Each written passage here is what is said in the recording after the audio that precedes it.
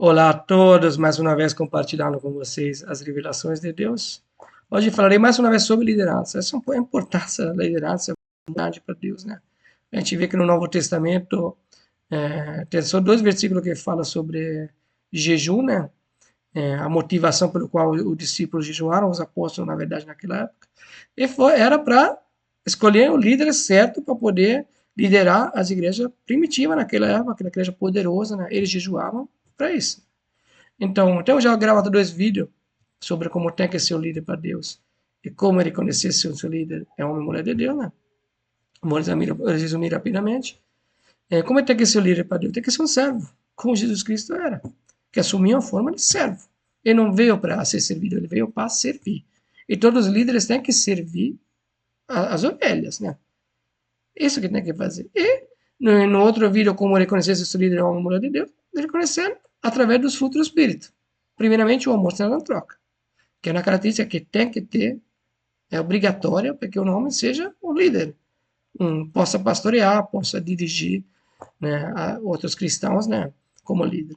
O amor sendo na troca, o amor ágape, né. Mas tem uma parte em Timóteo que faz uma lista mais uma vez para explicar mais sobre isso, de como tem que ser ou não como tem que ser, né. É claro que tudo isso é relacionado a uma entrega total, né. Se a pessoa não se entrega totalmente para Deus, é claro que não vai fazer as coisas certas, né? Está lá para ser o líder, mas não está lá para realmente ser igual a Cristo, né?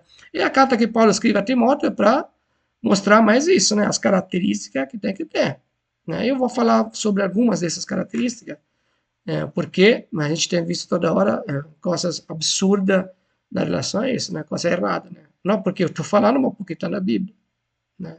É um versículo que muita gente não quer falar, porque desafia muitos pastores, muita liderança que está pastoreando, né? Ou dirigindo um grupo religioso ou de Deus que seja, né?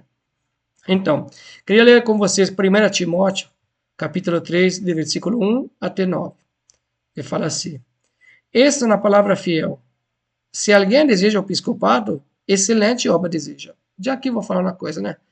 A obra de Deus tem que ser a coisa mais importante na sua vida. Tem que ser excelente. Você não tem que tratar a obra de Deus, pastorear alguém como está no quinto lugar da sua vida, no quinto ponto da sua vida. Tem que ter no primeiro lugar. Porque a obra de Deus tem que ser feita com excelência. Não para fazer alguma coisa, eu vou pastorear alguém, mas hoje não vou porque vou botar fulano no meu lugar, porque tem que trabalhar, porque não sei o quê. Não, né? Tem que ser no primeiro lugar na sua vida. Né? Tem que ser excelente. Né? Para quê? Para Deus, não é para os homens. Então tem que ser excelente. Né? É necessário, pois, que o bispo seja irrepreensível, marido de uma mulher, vigilante, sóbrio, honesto, hospitaleiro, apto para ensinar, não dado ao vinho, não espancador, não cobiçoso de torpe ganância, não moderado, não contencioso, não avarento, que governe bem a sua própria casa, tendo seus filhos em sujeição, com toda modéstia. Porque se alguém não sabe governar sua própria casa, como terá cuidado da casa de Deus, da igreja de Deus? Né? Não neófito, para que não se soberbecendo-se, não caia na condenação do diabo. É necessário também que tenha bom testemunho dos que estão de fora, para que não caia na afronta e no laço do diabo. Da mesma sorte, os diáconos sejam honestos, não de língua dobre, não dados a muito vinho, não cobiçosos de torpe ganância. Né? Então, a gente aqui vê a característica, né, que Paulo escreve para Timóteo. Né? Claro que essas características a pessoa pode adquirir através de uma entrega total. Né?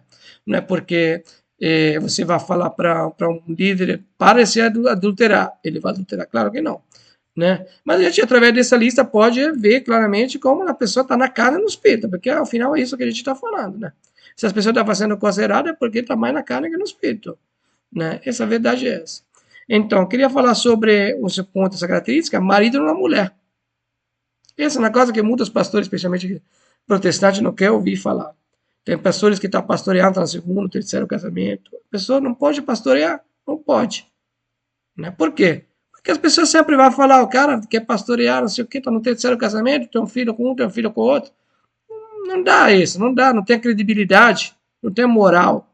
né? Um pastor que quer pastorear, que aqui fala um bispo, né, que é mais alto ainda como cargo de um pastor, tem que ser marido de uma só mulher, pronto. Não tem que ter dois, três mulheres, ter tido duas, três mulheres, mas isso não significa que uma pessoa não tenha mudado de vida, que viva mais o amor de Deus, que queira falar de Deus, pelo amor de Deus. Quem sou eu para falar que não pode fazer isso? Pode, mas não pode pastorear. Não pode, né? Se você parar para ver os homens de Deus que ficaram muito conhecidos, que seja protestante, ortodoxo, o que seja, você pode ver, 99%, não todos, né? 99% são casados com a mesma mulher faz 20, 30, 40 anos, né? Isso tem que ter com a credibilidade que o líder tem que dar, né? Mas é claro que tem que ser um casamento bom, né? Não tem que ser um casamento que a pessoa fica junto só para mostrar para os outros que está junto. Um casamento alegre, de felicidade, onde cada um mora para si mesmo, onde ninguém é maior que ninguém, né? Mas que morando cada um para o seu parceiro, né? Para ser junto, se unir como uma só carne, né? E viver o prazer do casamento, né? Então, tem que ser marido da sua mulher. Hospitaleiro, né? Claro que o líder tem que ser hospitaleiro, né? Porque como pode o líder que não tem o amor de Deus, né? Pastorear? Aí a gente vem com os frutos do Espírito, né? Tem que ser hospitaleiro, tem que ser pronto sempre para acolher. Claro que debaixo da direção de Deus, tudo isso tem que ser feito debaixo da direção do Espírito. Mas tem que ser hospitaleiro, né? Não cobiçoso de torpe ganância. Não tem que ser o líder que está sempre agarrado a dinheiro, que faz dinheiro, que faz teologia da prosperidade, que toda hora, com dinheiro de prosperar, não sei o quê. Não, não tem que falar sobre isso, né? Então, se você tem ouvido um líder falar dessa forma, saiba que não está falando do verdadeiro evangelho. O verdadeiro evangelho é o amor. Tem a troca, o verdadeiro evangelho é buscar primeiro o reino, ser amor, né? Se entregar totalmente para Cristo, ser amor, e espalhar esse amor pela terra, né? Onde a gente estiver.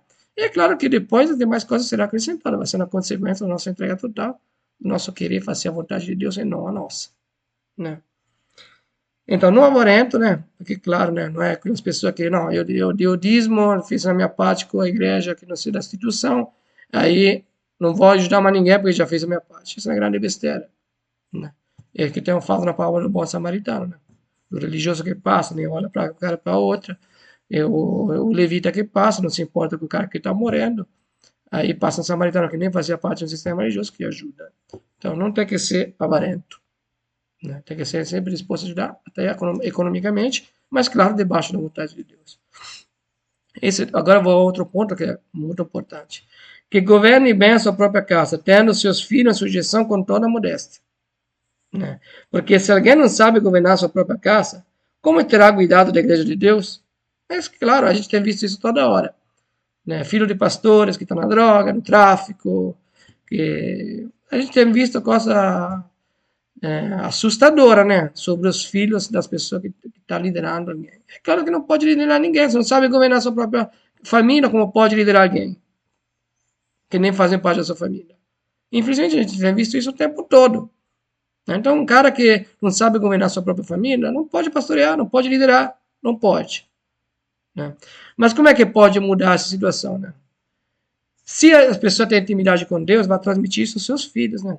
A ter essa intimidade, sentir o amor de Deus, a ter essa presença forte de Deus na vida, né? E se a pessoa tem essa presença forte na vida, quando chegaram os prazeres do mundo, que vai chegar, né? Você pode obrigar seu filho a ter 10 anos, 12, 13 aí na igreja, obrigando ele. Mas depois ele tem que ter a sua própria intimidade com Deus. Tem que saber quem Deus é, tem que sentir o amor de Deus. Isso que faz fazer ele deixar sair das tentações, não cair em companhias ruins, né? E na droga, etc, etc. Se a pessoa sente o amor de Deus, vai ficar longe do mal que está nesse mundo, né? Em caso contrário, você venderá na religiosidade, você obrigará seu filho a ir na igreja a ter 13, 14 anos, e depois, quando chegar a adolescência, os parceiros do mundo vai ser mais atraente na religiosidade. Não conhece Deus, não sente a presença de Deus. É por isso que as pessoas se entregam, né?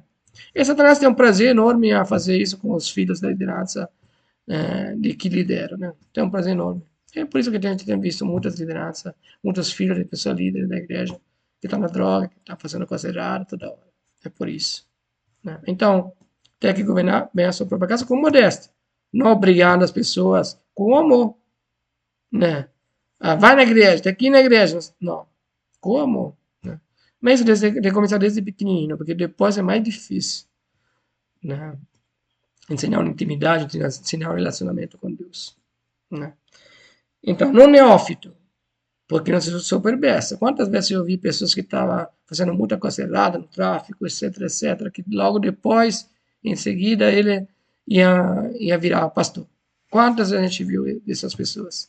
Não pode, porque vai se soberbecer. Eu tenho visto isso, pessoas se soberbecerem, né? Muito. Isso, tenho visto muito isso. Então não pode se soberbecer, né? Aí, e outra coisa também, outra característica muito forte, tem que ter um bom testemunho daquele que estão de fora. Não adianta ir na igreja pregar bonito, homilética, pregar bonito, não, estudei teologia, não sei o quê, e depois tem um péssimo testemunho com as pessoas de fora, pastores, lideranças que pulam de casa a casa, não pagam aluguel, deixam isso para pagar, faz muita coisa errada, né? E ganancioso para caramba, fazendo coisa errada, não tem um bom testemunho daquele que estão de fora. Um líder religioso não se preocupa com isso. Eu tenho ouvido falar muito sobre isso, né? Sobre, não, mas não importa se a pessoa faz isso ou outra coisa fora da igreja, porque as pessoas não querem. Mas não adianta, as pessoas têm um olhar particular, né? Para a liderança. Então, pessoa que é cristão, pessoa que é o líder de um sistema religioso, de um projeto que tem a ver com Deus, tem que ter, claro, um testemunho daquele que está de fora, né? Como? De amor, de se importar com o próximo. Esse testemunho tem que ter, né? Então, ele tem que ter um testemunho daquele que está de fora. Então, eu li essas características. Eu sei que não é por eu falar essas características que a pessoa vai mudar, né? Mas se você ter visto isso, se você é o líder que realmente está pastoreando, está fazendo coisas que não são, que estão fora dessas características como tem que ser, eu não estou aqui para julgar ninguém, né? Porque a pessoa pode ter mudado, também se no segundo, terceiro casamento, pode ter mudado, e ter o amor de Deus, ser cheio do amor de Deus, né? Mas não pode liderar. Não pode liderar, porque as pessoas vão falar, você vai. Eu já tenho participado no encontro de casais, né? E quando eu fazia parte do sistema religioso. O cara estava no segundo casamento e depois agora se separou, né? E não está mais nem no segundo casamento. Ele falando para mim na palestra de casais. Que moral tem? Não tem moral nenhuma, não pode fazer isso, né? Então, esses são outros vídeos que eu gravei, né? Um pastor tem que ser um servo, um líder, que fala de bispo, né? Qualquer líder seja, um servo. Não tem que querer ser servido, mas servir. Tem que ter os frutos do Espírito Santo, primeiramente o amor, né? E a gente pode ver como tem que ser também através dessa lista, dessas características, né? Como tem que ser. Então, se você é uma ovelha, vamos falar assim, veja isso, que essa parte aqui da Bíblia, se você não tem visto essa parte da Bíblia, veja, né? Mas principalmente tenha uma intimidade com Deus. Ele vai te mostrar claramente se é homem ou mulher de Deus, realmente se é homem ou mulher de Deus, né? Ele vai te mostrar, né? Ele vai te incomodar, vai te mostrar que as pessoas não estão fazendo as coisas certas. Mas essa lista, essas características mostram que nos ajuda mais ainda a poder discernir se é um homem realmente um líder certo que está apto para poder fazer, ensinar, que está apto para poder dirigir um projeto religioso, um projeto que vem de Deus, né? Isso vai mostrar para você, né? Então, isso que Deus tem me revelado, né? Se entregue todo o seu coração, queira fazer a vontade de Deus acima de tudo. Queira ser igual a Cristo, queira ser amor de Cristo. Deixa o Espírito Santo te moldar, né? Para ser igual a Cristo, que as pessoas precisam uma liderança que seja no sistema regional, que seja cheia do amor de Deus, né? E que faça as coisas certas, né? A gente não pode ver esse versículo aqui e deixar do lado, fazer finta que não existe. Existe sim, está escrito aqui, né? Então toda a palavra de Deus é a verdade. Inspirada para Deus, né? Escrita pelos homens, inspirada por Deus. Então, observe esse versículo, reflita nesses versículos também. E tenha intimidade com Deus, que além dessas características, Ele vai te mostrar que realmente é homem de Deus ou não. Esse é o que Deus tem me revelado. Se quiser compartilhar esse vídeo, compartilhe. Um abraço a todos. Até a próxima.